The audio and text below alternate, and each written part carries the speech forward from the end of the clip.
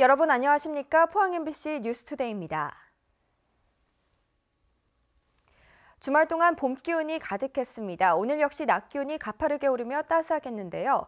당분간은 낮 기온 점점 더 오르겠고요. 주 후반에는 봄비가 한 차례 내리겠습니다. 안수진 기상캐스터입니다. 한 주의 시작을 알리는 오늘, 맑은 하늘에 아침 공기까지 부드러워서 출근길이 한결 수월하겠습니다. 낮 동안에는 기온이 크게 오르겠는데요. 포항이 18도까지 오르겠고 경주는 20도까지 오르겠습니다. 한낮 동안에는 겉옷이 짐이 될 만큼 따뜻하겠습니다. 다만 아침 기온은 경주가 영하 1도에서 시작을 하겠고요. 그 외 지역도 2에서 4도를 보이면서 낮과 밤에 일교차가 크게 나겠습니다. 건강관리에 유의해 주시기 바랍니다. 오늘 경북 동해안 지역의 미세먼지 농도는 보통 수준으로 공기의 질 또한 좋겠습니다. 울릉도와 독도 역시 낮 동안 기온이 크게 오르겠는데요. 오후부터는 바람이 강하게 불겠습니다. 시설물 관리에 유의해 주시기 바랍니다. 자세한 지역별 날씨 알아보겠습니다. 오늘 하늘 표정 맑겠습니다. 낮 최고 기온 울진과 영덕이 16도, 포항이 18도, 경주가 20도입니다.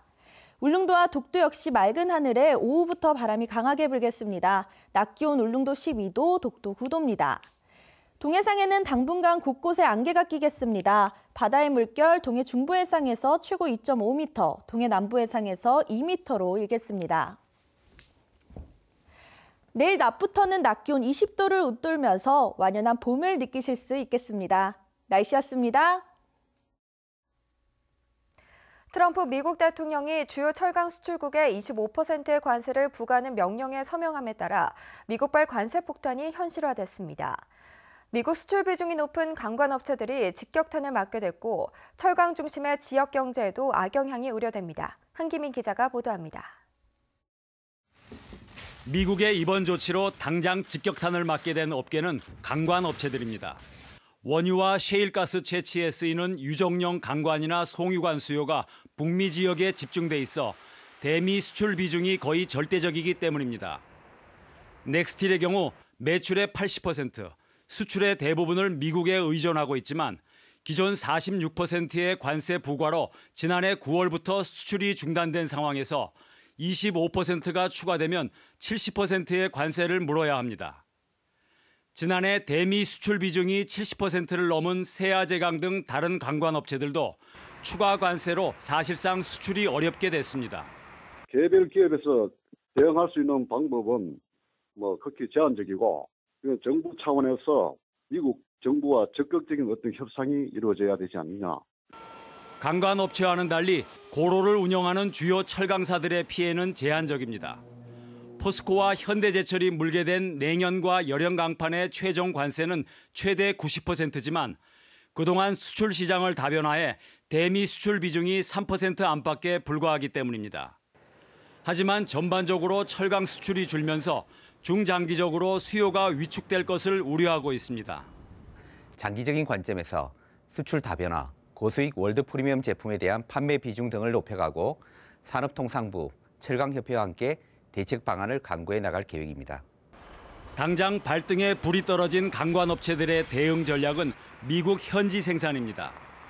넥스틸은 400억 원을 들여 미국 휴스턴에 오는 10월 가동을 목표로 생산 공장을 설립하고 있고 세아제강은 이미 2년 전 미국 생산법인을 인수해 인력과 설비를 보강해 오고 있습니다. 하지만 이 과정에서 국내 생산 공장의 설비와 인력 축소가 불가피해 구조조정에 따른 고용 불안 문제가 대두될 것으로 우려됩니다. 현대경제연구원은 앞으로 3년간 한국의 부가가치가 1조 3천억 원 이상 줄어들고 취업자도 14,000명 감소할 것이라는 분석을 내놓았습니다. 철강산업은 포항의 GDP, 지역 내 총생산에서 차지하는 비중이 80%에 이릅니다. 따라서 이번 미국발 관세 폭탄은 가뜩이나 지진으로 침체된 지역 경제에 적지 않은 타격을 입힐 것으로 우려됩니다. MBC 뉴스 한기민입니다. 극심한 취업난 속 택배업계로 발길을 돌리는 청년들이 늘고 있는데요.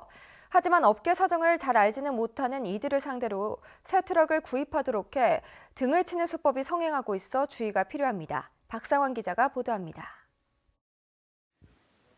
인터넷 구직 사이트에 올라온 택배기사 모집글이 수두룩합니다. 대기업 택배 회사인 것처럼 사칭한 업체들은 나이, 학력 무관의 운전면허증만 있으면 월 4,500만 원이 가능하다며 기사 모집에 열을 올립니다. 하지만 정작 면접에 응하고 보니 무조건 1,500만 원짜리 트럭 신차를 출고해야 하고 냉동 탑차 개조를 위해 1,200만 원을 추가로 내야 취직이 가능하다는 겁니다. 삼촌이 이제 이거 탑차 있어가지고 진짜 그거를 가지고 일을 하고 싶은데 그렇게는 안 되냐가 그렇게는 안 된대요. 자기네를 통해서 차를 내려야지 이제 바로 취직이 되는데 돈이 부족한 구직자들에게는 캐피탈까지 알선하며 트럭을 출고시켰습니다. 건당 900원, 하루 200건을 배송하면 월 400은 거뜬히 넘길 수 있다는 물류회사 측의 말과는 달리 물량은 적었고 피해자들은 새벽부터 밤 늦게까지 열심히 일해도 트럭 활부금을 내고 나면 월 100만 원도 받아가기 힘들었습니다. 또 채용 공고에 적혀있는 근무 조건과 달리 택배기사의 삶은 너무나 열악했습니다.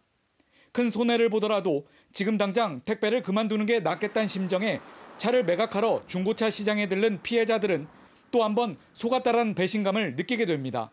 제가 차를 매각하려고 할 때 그 딜러분이 뭐라 하셨냐면 지금 부산 쪽에만 해도 저 같은 차량이 지금 한 4-5대 정도 있대요. 연비도 안 좋고 싸제탐으로도 올렸고 냉동이라고 했는데 냉동도 제대로 안 되는 거고 냉동은 식품하지 않은 이상은 냉동을 안 쓰니까. 피해자들은 허위 광고로 택배기사를 모집해 시가보다 높은 가격의 차량 판매는 사기라며 공정위와 경찰 등에 고소장을 제출했습니다. MBC 뉴스 박상환입니다. 지열발전소와 지진과의 연관성 규명을 위해 포항시는 정부와는 별도로 지역대학 교수와 법률 전문가로 공동 연구단을 구성합니다. 이를 위해 포스텍은 지진 관련 교수를 채용하고 지진 피해를 입은 한동대도 자체 연구단을 구성할 계획으로 포항시와 의회도 재정 지원을 적극 검토하고 있습니다. 포항시는 조사의 신뢰성을 높이기 위해 자체 연구단을 구성하기로 했다며 지열발전소와 지진의 연관성이 입증되면 법적 대응에도 적극 나설 방침입니다.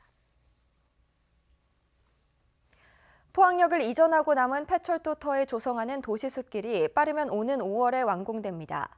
이미 조성된 숲길 구간에는 시민들의 발길이 이어지고 있고 공원이 완공되면 도심재생 사업도 탄력을 받을 것으로 보입니다. 임재국 기자가 보도합니다. 효자역에서 옛 포항역까지 이어지던 철길이 도심공원으로 다시 태어나고 있습니다. 녹색 숲과 산책길, 자전거 도로가 들어섰고 곳곳에 휴식처가 생겼습니다. 효자역에서 대잠 고가교까지 1구간은 시민들에게 개방됐습니다. 식구하고 우리 자녀들도 이쪽에 운동하러 다니고 이렇게 하거든요. 근데 너무 좋아해요. 그래서 시설도 그렇고 또 이쪽에 여기 보면은 또 공연할 수 있는 그런 장소도 마련해 놓고. 공사 중 천연가스가 나온 곳에는 방화벽과 안내판이 설치돼 숲길의 새로운 관람 장소로 인기를 끌고 있습니다. 철길이 없어지고 이렇게 공원이 생기니까 아이들하고 산책하기 너무 좋고요. 저기 가스 불이 안 꺼지고 저렇게 계속 살아있는 게 너무 신기한 것 같아요. KTX 포항선이 개통한 뒤 포항역을 이전하고 남은 폐철도터의 활용 방안으로 숲길 조성이 시작됐습니다. 숲길 구간은 효자역에서 옛 포항역까지 4.3km이며 오는 5월에 공사가 끝나고 7월에 정식 개통합니다. 녹색 생태 도시를 조성하는 것을 목적으로 하고 있습니다. 시가지 내에 큰 숲이 생김으로 인해 가지고 도심 속 힐링 공간은 물론이고 그 도심 재생의 촉매제 역할을 할 수 있을 것으로 판단이 됩니다. 포항 철길 숲이 완공되면 이미 조성된 우연동 숲길까지 연결돼 전체 6.6km의 포항 도심 숲길이 완성됩니다. MBC 뉴스 임재욱입니다. 일본 후쿠시마 원전 사고가 발생한 지 7년이 지났지만 수산물의 방사능이 잔류할 수 있다는 우려가 아직도 상당한 것으로 나타났습니다.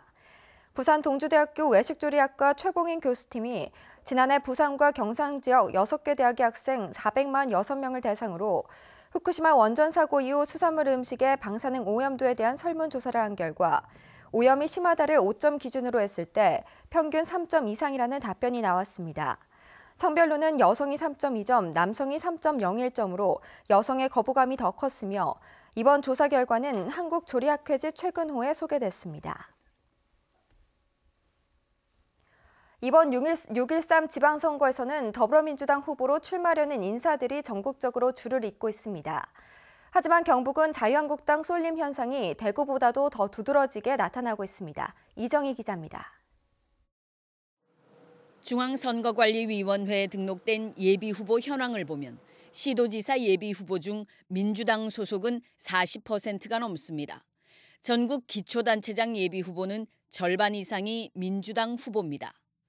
하지만 대구의 기초단체장 예비후보는 65%가, 경북은 57%가 자유한국당 후보입니다. 광역의원은 자유한국당 쏠림 현상이 더 심합니다. 전국적으로 민주당 예비후보가 57%고 한국당은 민주당의 절반에도 못 미치지만 대구는 한국당 후보가 68%, 경북은 예비후보 54명 중 41명, 무려 75%가 자유한국당 후보입니다. 기초의원 예비후보는 대구의 경우 민주당 후보가 39%로 한국당보다 더 많아 대구의 달라진 민심을 엿볼 수 있습니다. 하지만 경북은 한국당 후보가 174명 중 115명, 66%로 압도적이고 민주당 후보는 5%로 무소속보다도 후보가 더 적습니다. 문재인 정부와 민주당의 지지율이 고공행진을 이어가면서 민주당 후보로 출마하려는 인사가 줄을 잇고 있지만 경북에서는 여전히 한국당 우세 현상이 뚜렷합니다. 대구는 지난 국회의원 선거 때부터 시작된 변화의 바람이 가속화되고 있지만 경북은 여전히 대구보다도 더 고착화된 보수 성향을 보입니다. 양당의 경선이 임박해질수록 이런 현상은 더욱 도드라질 거로 보입니다. MBC 뉴스 이정희입니다. 포항시가 북부시장 내 시유지를 주민과 상인들에게 일괄 매각하기로 했습니다. 포항시는 북구 대신동 북부시장 일원 209필지 5,500제곱미터 내에 있는 건물의 현황, 분할 측량과 구규지 지분 매입을 완료하고 지적 공부를 정리했으며 3월부터 매입 대상자들에게 안내장을 배포할 예정입니다. 1950년대부터 자연 발생적으로 형성된 북부시장은 현재 200여 점포와 주택이 산재해 시유지 대부 계약을 통해 사용하고 있는데 철거나 신축, 유지 보수 등이 불가능해 주민들이 매각을 꾸준히 요구해 왔습니다. 운전과 결혼, 납세와 병역 의무, 그리고 투표. 이 가운데 18살이 하지 못하는 것이 하나 있는데 바로 투표입니다. 지방선거를 앞두고 19살인 선거 연령을 18살로 낮추자는 요구가 커지고 있습니다. 윤태호 기자가 보도합니다. 공직선거법은 투표는 만 19살부터 한다라고 정해두고 있습니다. 한 살 어린 만 18살은 고등학교 3학년이나 대학교 1학년, 이들은 투표할 수 없습니다. 선거 연령 19살 제한이 위헌이라는 헌법 소원이 진행되고 있습니다. 더불어민주당을 중심으로 한 정치권도 오는 지방선거에서 18살부터 투표할 수 있도록 법 개정을 추진하고 있습니다. 하지만 자유한국당은 반대입니다. 고등학교를 졸업한 뒤에 투표를 해야 하고 그렇게 하려면 초등학교 입학을 지금보다 한 살 낮춰야 한다는 주장입니다. 자기 권리가 지켜져야 하는데 그게 누군가 대신해 주는 것이 아니고 누가 대변해 주는 것이 아니고 스스로 자기 삶의 주인으로 바꿀 수 있는 기회가 보장돼야 되는데 그 기회 보장이 지금 참정권이라고 보는 거죠. OECD 34개 회원국 가운데 오스트리아는 16살부터 투표에 참여합니다. 대부분은 18살부터 투표권을 갖고 독일, 뉴질랜드, 스위스는 주에 따라 16살인 곳도 있습니다. 19살은 우리나라 한 곳뿐입니다. 투표권이 없는 청소년, 청년 관련 정책이 소홀해진 이유 가운데 하나로 꼽힙니다. 10대 후반 연령대의 이런 정치적 의사라든지 또는 정책적인 의지라든지 그런 것들이 정책에 전혀 반영이 되고 있지 않는 거죠. 그래서 대학 입시와 관련된 문제나 지방선거를 석 달 앞둔 가운데 선거 연령 하향 조정이 또 하나의 뜨거운 감자가 되고 있습니다.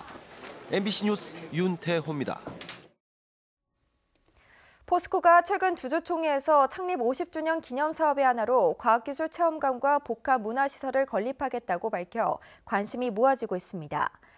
포스코는 아직 구체적인 사업 계획을 밝히지 않았지만 과학기술체험관의 경우 포철동 초등학교와 통합돼 이전한 포철서 초등학교터에 건립하는 방안을 검토 중인 것으로 알려졌고 복합문화시설은 아직 위치와 규모 등의 윤곽이 드러나지 않고 있습니다.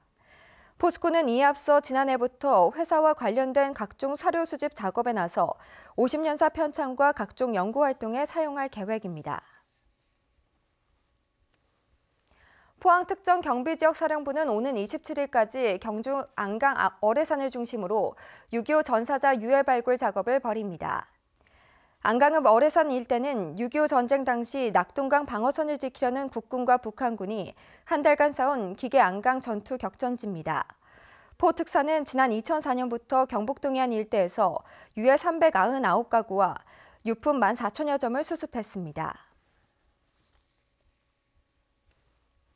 카이스트와 포스텍 등 6개 과학기술 특성화대학은 최근 스타무크라는 온라인 공개 강좌를 공동 개발해 일반인들도 온라인으로 들을 수 있게 됐습니다. 이번에 개설된 강의는 데이터 구조 분석과 인공지능 기계학습 심화, 일반 화학 특강 등 15개 과목입니다. 이들 대학들은 하반기까지 온라인 강좌를 25개로 늘리고 오는 2021년 100개 이상으로 확대하기로 했습니다. 울진군은 올해 4억 9천만 원을 투입해 태양광 발전시설 설치를 지원합니다. 우선 마을회관과 경로당 등 10곳에 태양열 온수기와 태양열을 이용하는 농산물 건조기를 설치하고 희망세대에 한해 주택용 3kW짜리 태양광 발전 설비 설치비를 지원합니다. 태양열 농산물 건조기는 전기 건조기에 비해 전력이 81%가량 절약되고 주택용 태양광 발전 설비를 설치하면 1년에 전기요금을 32만 원가량 절약할 수 있습니다. 경상북도 중소기업 정책자금 지원 조건이 대폭 완화됐습니다. 기존의 매출액까지 제한되던 최대 융자 한도를 폐지해 청년이나 창업 초기 기업도 최대 3억 원까지 지원받을 수 있게 했습니다. 융자 대상도 기존의 11개 업종으로 제한했지만 사회적 기업과 청년 고용 우수 기업 등으로 업종을 확대했습니다. 경상북도 교육청은 지난해 공사 용역 등 구매 계약에 대한 일상 감사를 통해 예산 13여개 원을 절감했다고 밝혔습니다.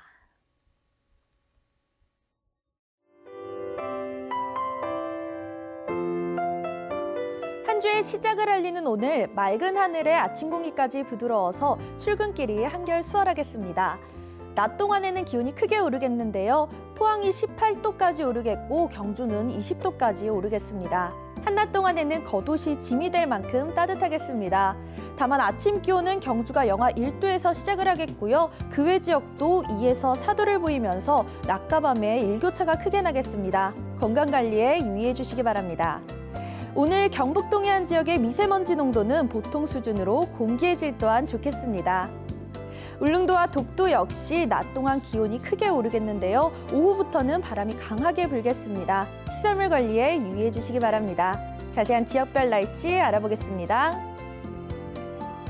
오늘 하늘 표정 맑겠습니다. 낮 최고 기온 울진과 영덕이 16도, 포항이 18도, 경주가 20도입니다. 울릉도와 독도 역시 맑은 하늘에 오후부터 바람이 강하게 불겠습니다. 낮 기온 울릉도 12도, 독도 9도입니다. 동해상에는 당분간 곳곳에 안개가 끼겠습니다. 바다의 물결 동해 중부 해상에서 최고 2.5m, 동해 남부 해상에서 2m로 일겠습니다. 내일 낮부터는 낮 기온 20도를 웃돌면서 완연한 봄을 느끼실 수 있겠습니다. 날씨였습니다. 네, 이상으로 포항 MBC 뉴스데이를 마칩니다. 여러분 고맙습니다.